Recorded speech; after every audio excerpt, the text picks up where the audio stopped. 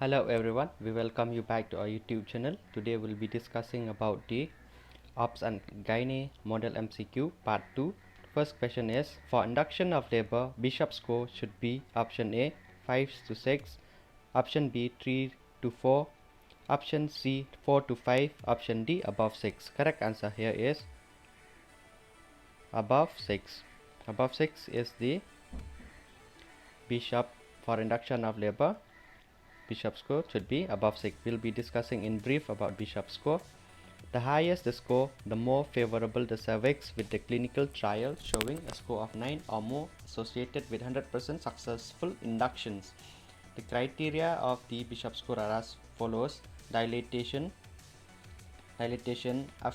effacement, station consistency, and the position, and is rated as 0 when dilatation is 0 and effacement is 0 to 30%, and station is -3, and consistent of the cervix is firm, and the position is posterior. Is rated as 1 when the dilatation of cervix is 1 to 2 cm, effacement is 40 to 50%, station is -2, and when the consistence is medium and position is middle. Is rated as 2 when dilatation of cervix is 3 to 4 cm, 60 to 70%, -1 station of the head, and the cervix is soft and anterior is the position.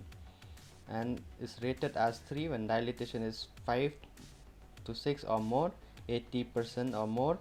Is rated as 3 effacement, and when the station of the head is +1 and +2 is rated as 3.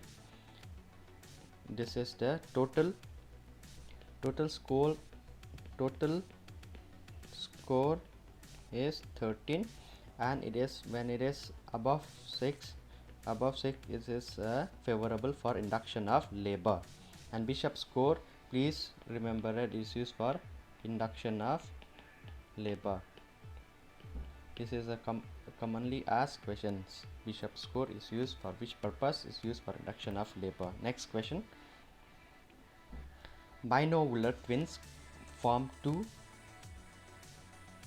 from option A 1 ovum 2 spermatozoa, 2 ovum 2 spermatozoa, option C 1 ovum and 1 spermatozoa, option D 2 ovum and 1 spermatozoa. The correct answer here is 2 ovum and 2 spermatozoa.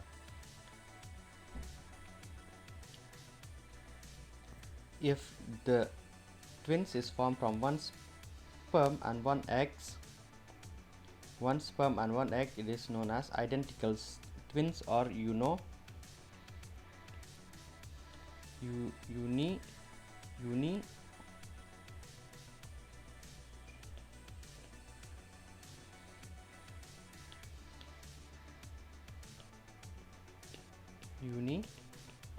twins.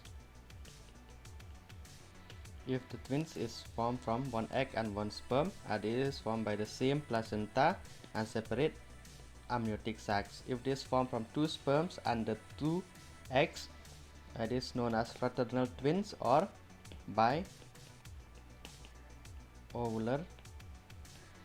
twins, and there is a separate placenta. Excuse me. And there is separate placenta. This is called as binovular twins. Uniovular twins is also called as identical twins. Next questions.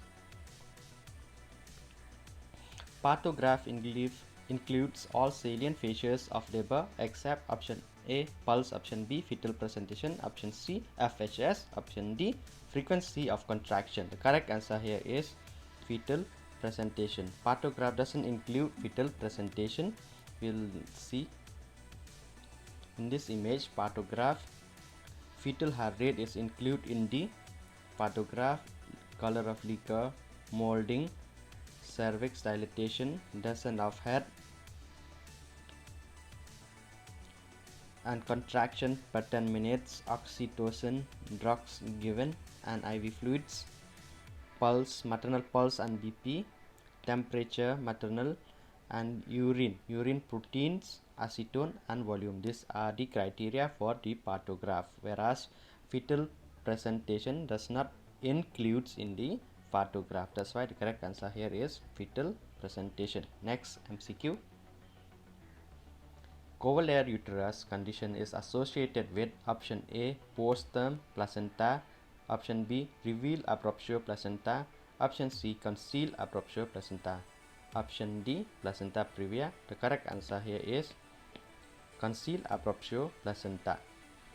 We will see this covariate uterus is a condition occurring in abruptio placenta. In abruptio placenta, in conceal abruptio placenta. Abruptio placenta means premature separation of placenta from uterine wall, and it is of two types. One is reveal abruptio placenta, it is 70%, and the type 2 is conceal. There are 30% of conceal abruptio placenta, and this covariate uterus is occur in this conceal abruptio placenta. There are also subtypes of this conceal: retroplacental, subchorionic,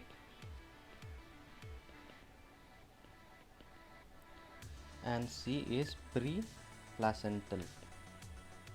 These are the concealed types of abruptio placenta, and in this covariate, D is this covariate uterus.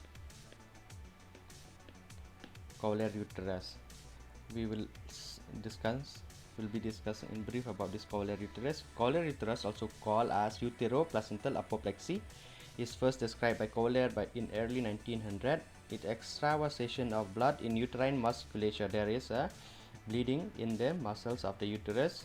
That's why it is concealed. The blood doesn't come out of the uterus. That's why it's hidden. It is occurring beneath uterine serosa and demonstrated only at laparotomy. These myometrial SGE interfere with uterine contraction to produce PPH. This is called covariate uterus. Next MCQ. Posterior peritoneal trauma involving anal sphincter falls under first degree tear, fourth degree tear, option C, third degree tear, option D, second degree tear. Correct answer here is third degree tear. We will be discussing in brief about the perineal tear.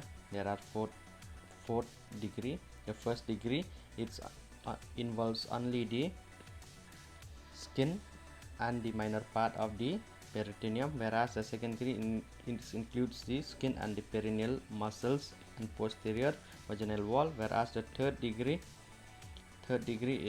it involves the anal sphincter. Anal sphincter is involved in third degree tear, whereas the fourth degree involves the anal sphincter and the anal mucosa. These are the fourth degree tear. So this is it for today. Thank you. If you like our channel, kindly share and subscribe.